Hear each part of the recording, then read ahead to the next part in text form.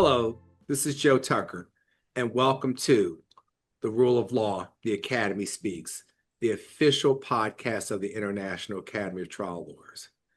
Now, when I last left off, I was talking to my good friend, Jack Scarola, and Jack and I were talking about the Jeffrey Epstein saga, or just a portion of it because it's lasted so long. And Jack, when I left off, we were talking about Brad Edwards, and I'm glad to have Brad join me. First off, welcome, Brad. Hey, Joe. Thanks for having me. Thanks for being here. And welcome back, Jack. Thank you.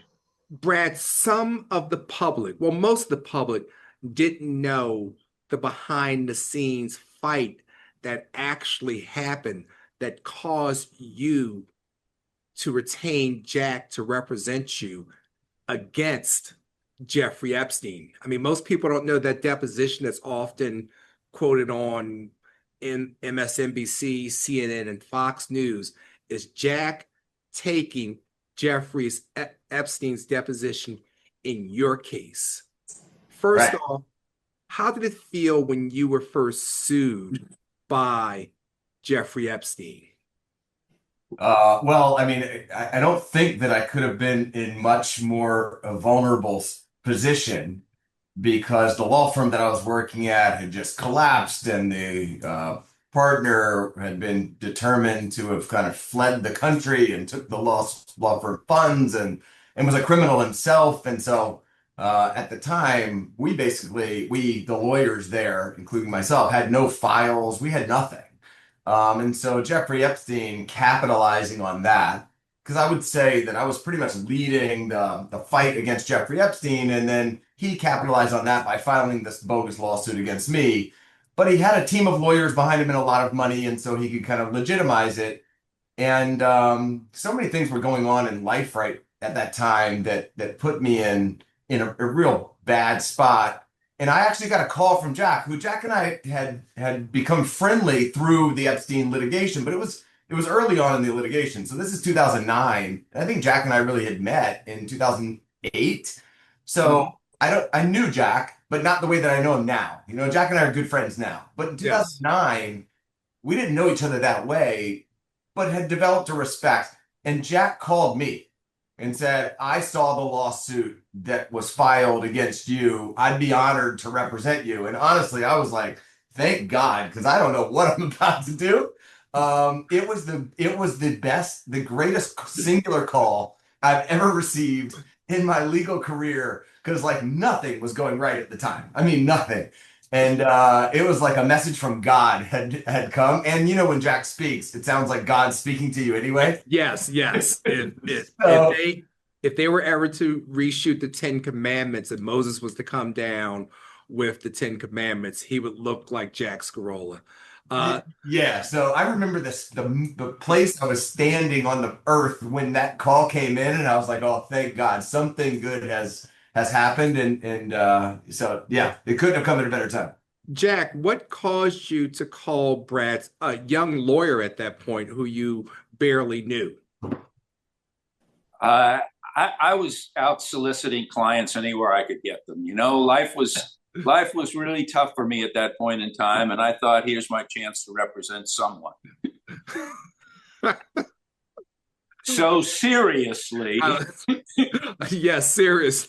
seriously, um, Brad and I had come to know each other, and I admired the work that he was doing. He was really taking an aggressive lead in the prosecution of claims against Jeffrey Epstein. And I recognized the fact that this lawsuit, the effort to portray Brad as an active participant in a massive racketeering scheme, was nothing but an Epstein effort to divert attention away from his own problems and to create a defense by going on the offensive.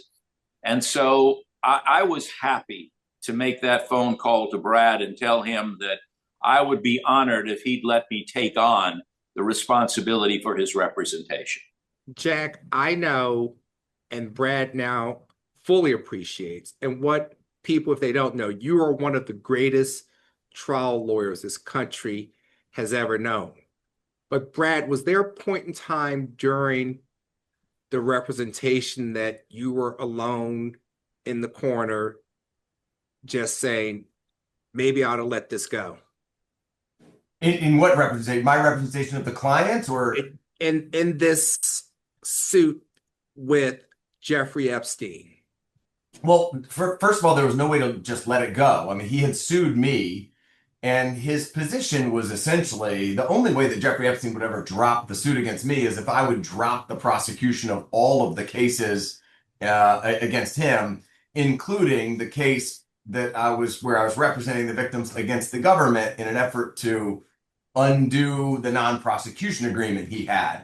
So that was the leverage that he was trying to use. I never thought about it for a second. And when Jack and I had our first conversation, we were both on the very same page, is that it was necessary to continue prosecuting at the same uh, pace and intensity that I had been, and that Jack had been, because Jack was also representing clients against Jeffrey Epstein too, and Jack made it possible for me to continue to do that. I mean, I would have had to otherwise get a lawyer that certainly would have been a far less caliber. I mean, I end up getting probably, like you said, the best trial lawyer that there is in the country to take that burden off of me so that I could continue going forward. And I never had to think for a second about, what direction things needed to go.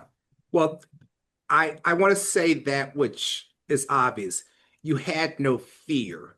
Yeah. And I'm posing this question to both of you guys, in the Epstein context, but in the greater scheme of being a litigator and a lawyer and being a trial lawyer, how, talk to some of the younger lawyers who may be listening about not having fear against going up against bigger, stronger, more well-heeled and well-funded adversaries. How does that go into your mindset? Tell us younger lawyers, not that I'm young anymore, what should we be thinking about when we're doing this?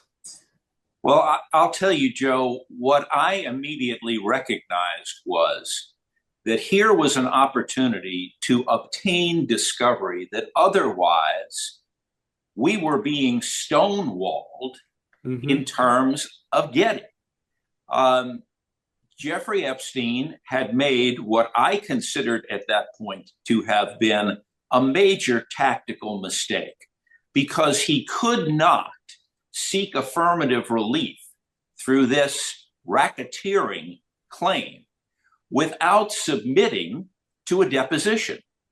And so we were in a position at this point where we could schedule Jeffrey Epstein and others who we had been attempting to schedule in the context of the pending civil lawsuits. And we were pretty sure that a judge wasn't going to allow him to delay discovery in the case that he himself had initiated. And as it turned out, that's what happened. We were able to take Jeffrey Epstein's deposition. And I will tell you that to answer your question, what should a young lawyer be thinking under circumstances like this? A young lawyer should be thinking that I have the protection of the rule of law. I have got right and justice on my side, and ultimately, this is going to all work out. Now, we unfortunately are living in times where we can't say that with as much confidence as we used to be able to say it. Events in the recent past have demonstrated that the rule of law is under attack, but nonetheless, we have got to believe that there are enough people out there who do respect the law, who are not going to allow that assault ultimately to be successful. What do you have to add to that, Brad? Yeah, I mean, I would just say that from the start of my career, I always, just believe that if you're representing what you feel is the right side, and you're seeking justice, and you really just want the truth, that you have to go forward and you have to do it with the greatest intensity possible, and there is no looking back. I mean, you have to do it fearlessly.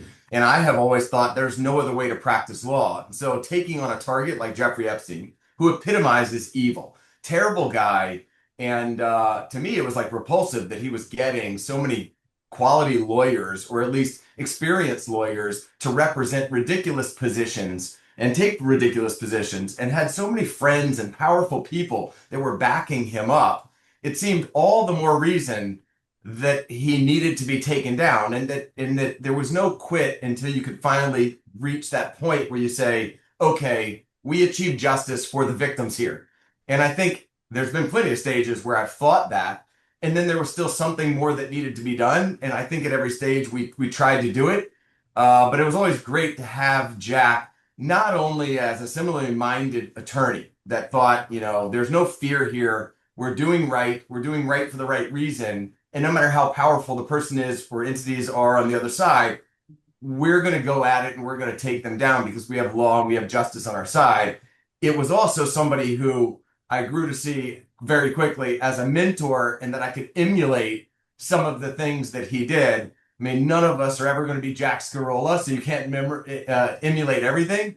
But I picked up things and from Jack that taught me along the way. Hey, there are plenty of ways to skin this cat, and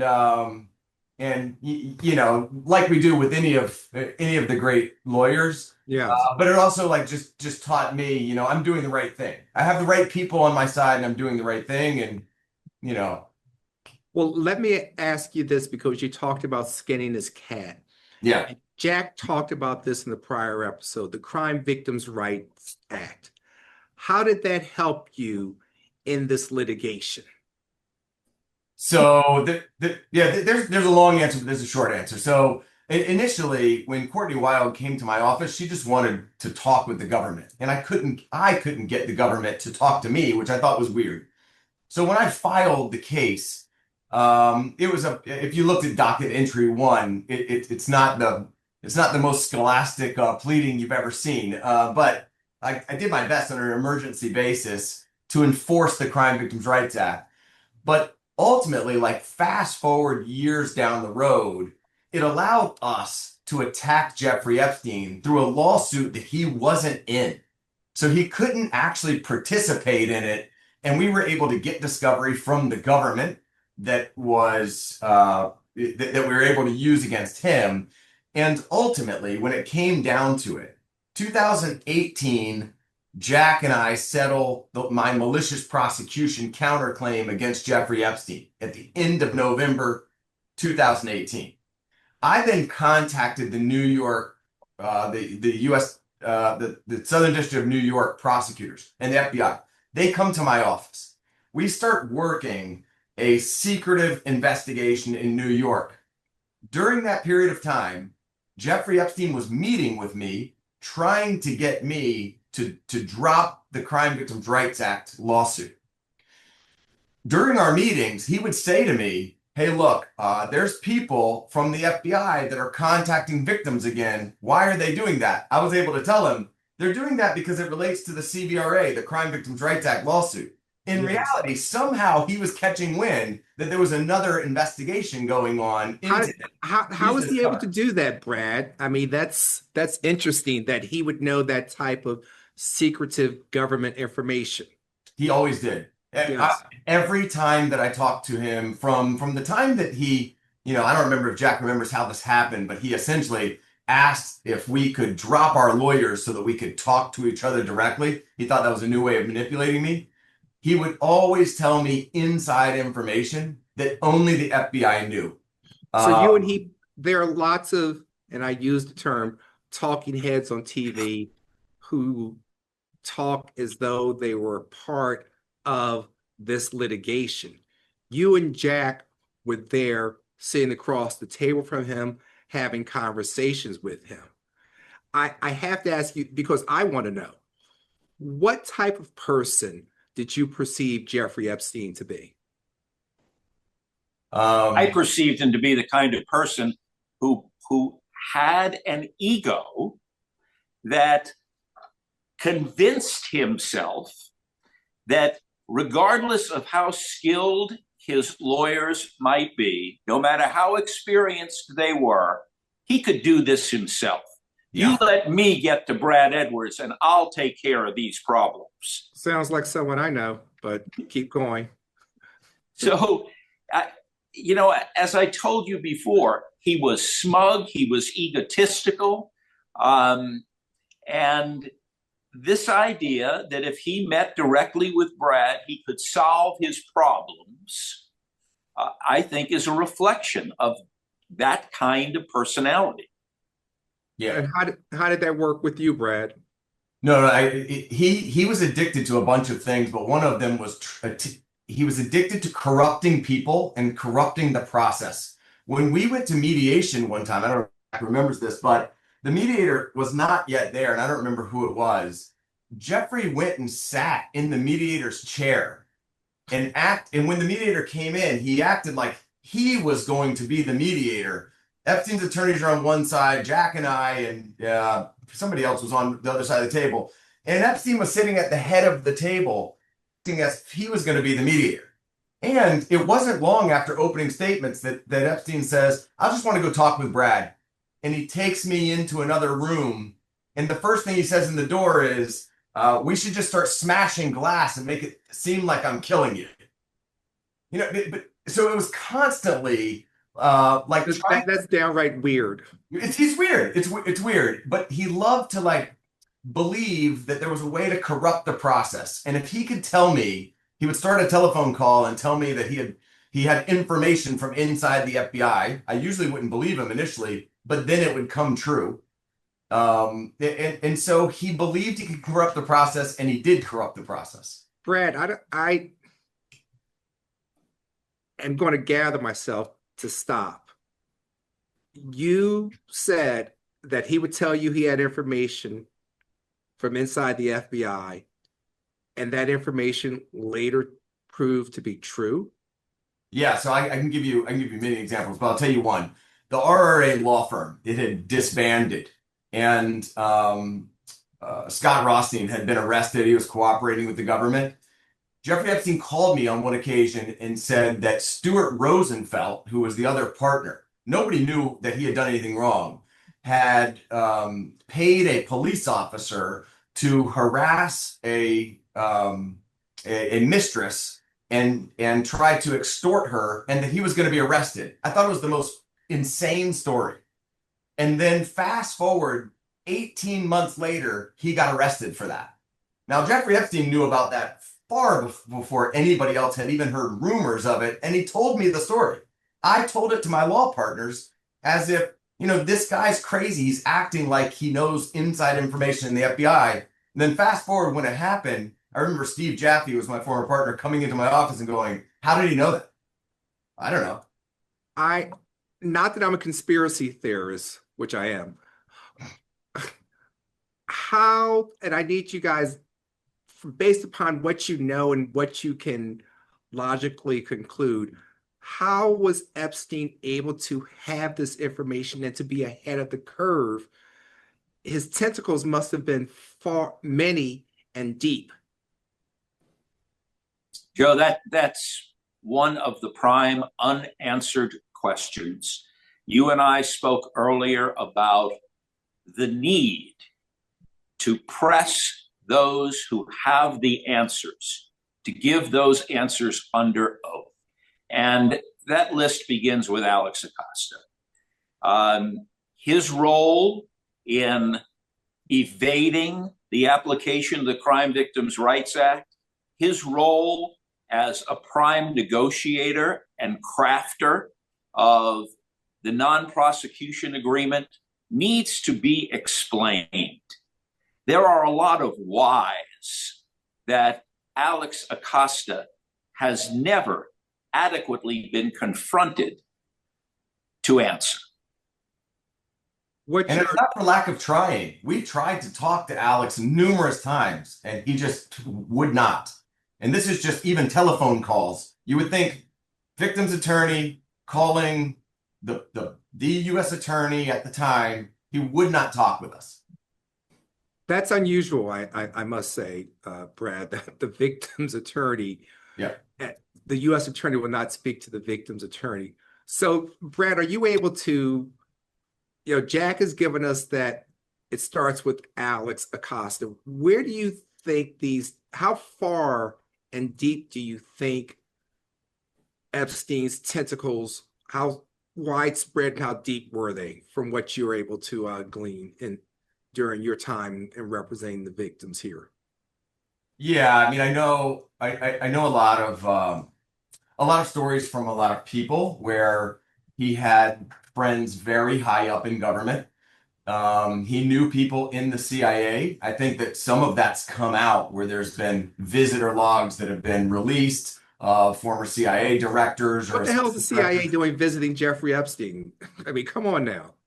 You know, I don't know. I don't know if you've seen in the book that we wrote in Relentless Pursuit Yes. that one of his bodyguards sat and met with me and told me how he was sent to Virginia to meet at CIA headquarters and to bring back a personalized note to Jeffrey Epstein to deliver it to him while he was in jail in Florida.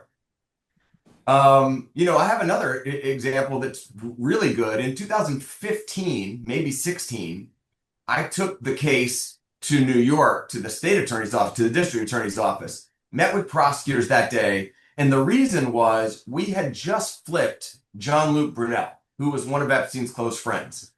We met with the prosecutors and said, we can bring him in tomorrow morning for a proffer if you're going to make an arrest on this sex trafficking case. We then met with Jean-Luc Brunel that night.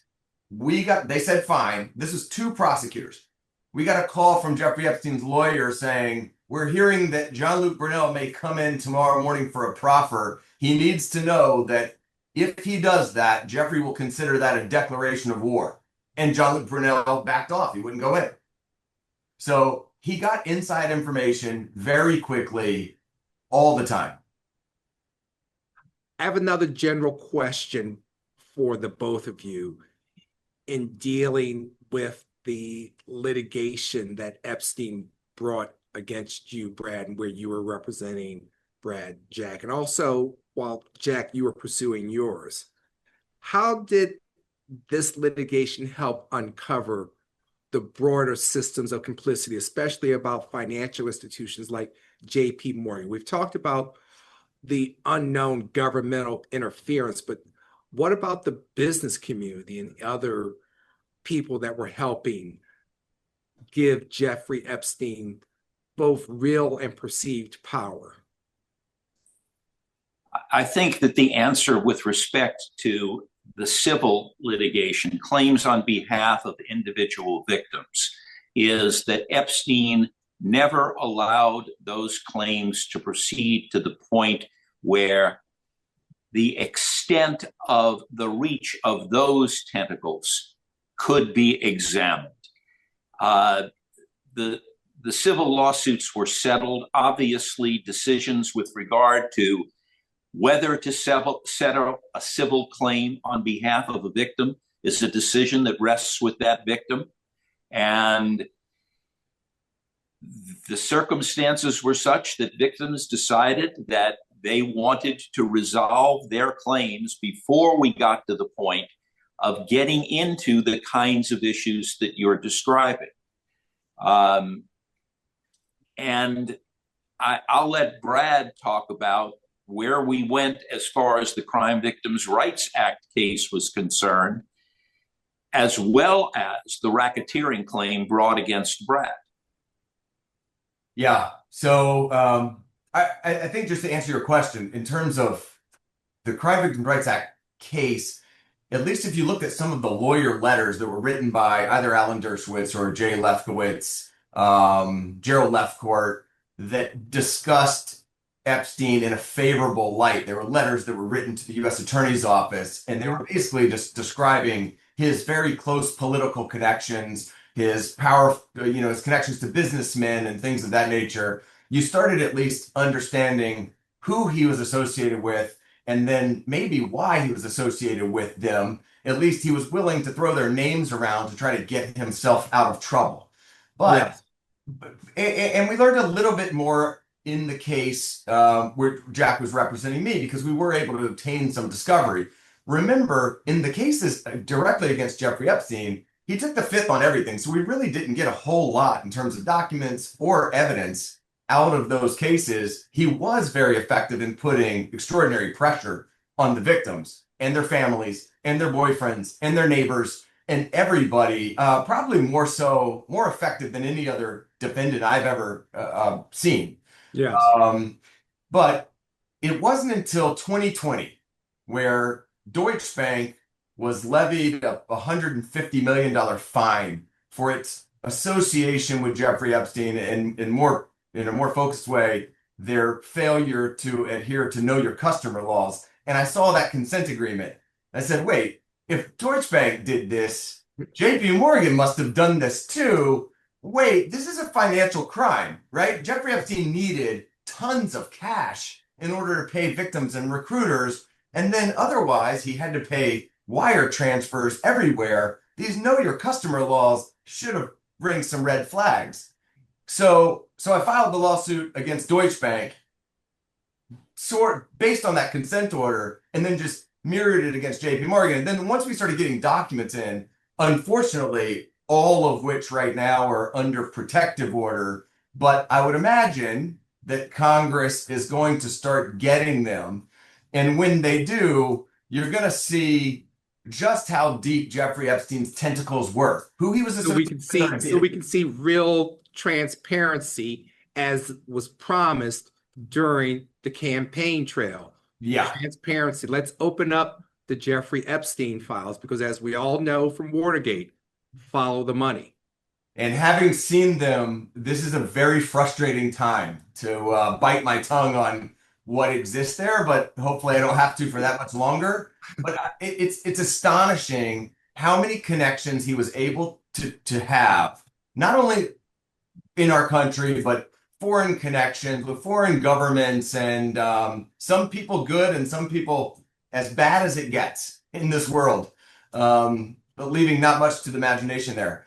But when you two were looking into this, and I know how it first started, and Brad, we're going to talk to you about that later on, but did you ever think this in your wildest imagination, what started off would end up here with, to the highest powers that we know in the country and some across borders? Did you guys ever think in your wildest imagination that this would be there, where we are now?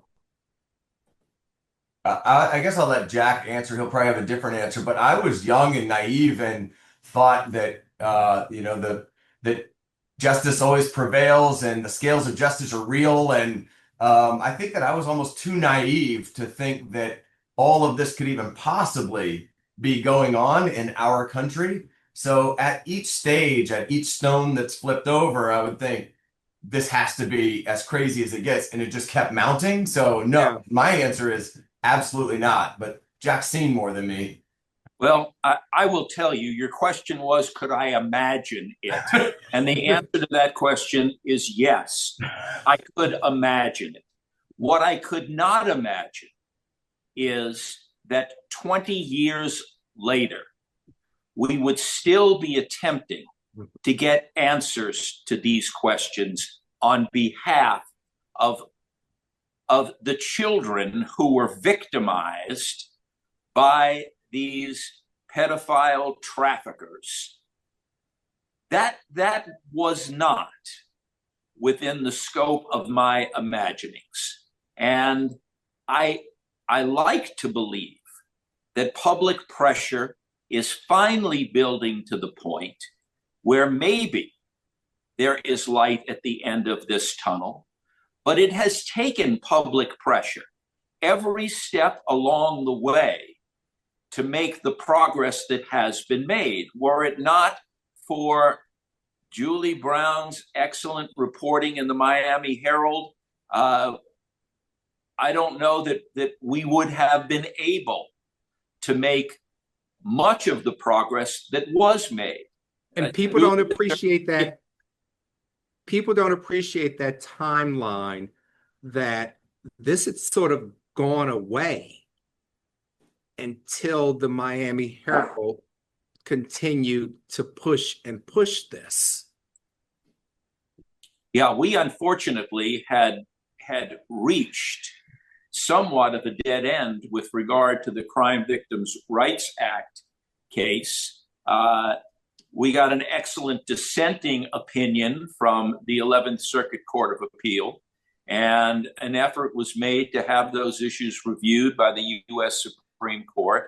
But ultimately, the decision that was made with regard to the Crime Victims' Rights Act, that this act intended to take a bite out of the abuse of prosecutorial discretion, wound up being an absolutely toothless bite. So that was very frustrating. And it took public pressure to get beyond that obstacle. What is your hope that will happen at the end of the day as it relates to this long saga?